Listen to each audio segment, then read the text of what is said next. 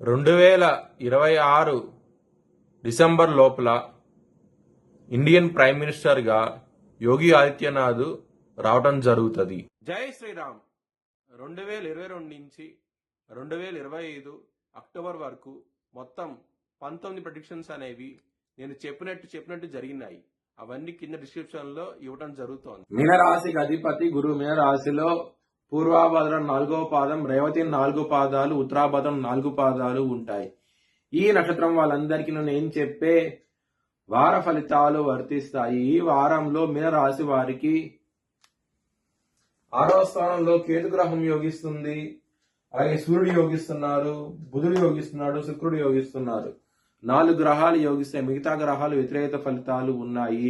ఈ వారంలో శివుణ్ణి ఆరాధించండి. శివుడు బోలాశంకరుడు. శివుని కనుక ఆరాధిస్తే కనుక మీకు మంచి ఫలితాలు ఉంటాయి. ఈ వారంలో నల్ల నువ్వులు దానం చేయండి. లగ్నంలో శని భగవాన్ ఉన్నారు కాబట్టి నల్ల నువ్వులు దానం చేస్తే కనుక బ్రాహ్మణుడికి మంచి ఫలితాలు చూస్తారు.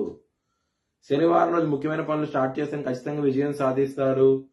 సోమవారం రోజు, గురువారం రోజు మనం ముఖ్యమైన పనులు స్టార్ట్ చేయకండి. స్టార్ట్ చేసిన వ్యతిరేకత ఫలితాలు వస్తే ధన నష్టం వచ్చే అవకాశం ఉంటుంది. కొంచెం జాగ్రత్త తీసుకోండి. మీనరాశి వారికి కుటుంబ పరంగా మాత్రం ప్రాబ్లమ్స్ ఉంటాయి. 2వ స్థానం అధిపతి అయిన కుజుడు 10వ స్థానంలో ఉండి కుజుడు శని దృష్టి కుజుడి మీద ఉంటుంది. కుజుడు శని బద్ధ శత్రువులు. పరస్పర దృష్టి ఉన్నది. కుజుడు దృష్టి శని దృష్టి ఉండటం మూలంగా కుటుంబ పరంగా మాత్రం ప్రాబ్లమ్స్ అనేవి ఉంటాయి. ఈ వారంలో ధన పరంగా మాత్రం కొంచెం ఇబ్బందులు ఉంటాయి. వచ్చే ధనం సరిపోదు మీకు. వ్యయ స్థానంలో రాహు గ్రహం ఉండటం మూలంగా వచ్చే ధనం అనేది సరిపోదు మీకు. ఇబ్బంది పడే అవకాశాలు ఎక్కువగా ఉన్నాయి. హెల్త్ పరంగా మాత్రం కొంచెం ఇబ్బందికరంగా ఉంటది.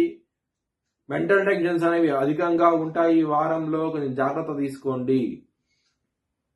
శత్రువులు అనే వాళ్ళు చాలా ఎక్కువ మంది ఉంటారు. విపరీతంగా ఉంటారు. చాలా జాగ్రత్త తీసుకోండి. ఈ వారంలో మాత్రం కాల భైరవాష్టకాన్ని చదువుకోండి. చాలా మంచి ఫలితాలు ఉంటాయి. లవర్స్ కి మాత్రం బ్యాడ్ టైం నడుస్తుంది. కొంచెం జాగ్రత్త తీసుకోండి. 5వ స్థానం మీద కుజుడు 8వ దృష్టి ఉన్నది.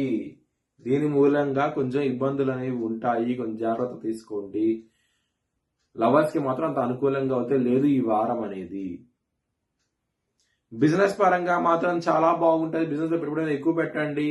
మంచి లాభాలు చూస్తారు ఈ వారం అనేది. మ్యారేజ్ పరంగా మాత్రం బ్యాడ్ టైం నడుస్తుంది. శని 7వ దృష్టి 7వ స్థానం మీద పడుతోంది. దీని మూలంగా మ్యారేజ్ పరంగా ప్రాబ్లమ్స్ ఉంటాయి. చాలా జాగ్రత్త తీసుకోండి.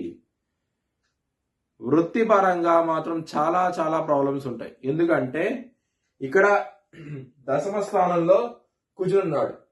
శని దృష్టి కుజుడి మీద, కుజుడు దృష్టి శని మీద ఉంటుంది. పరస్పర దృష్టి ఉన్నది. దీని మూలంగా మీకు వృత్తిపరంగా మాత్రం ప్రాబ్లమ్స్ అనేవి ఉంటాయి. ఈ వారంలో మాత్రం కొంచెం జాగ్రత్త తీసుకోండి. మీ భవిష్యత్ వివరాల కోసమై HLN జ్యోతిష్యాలయాన్ని సంప్రదించండి. Please like, share and subscribe my channel.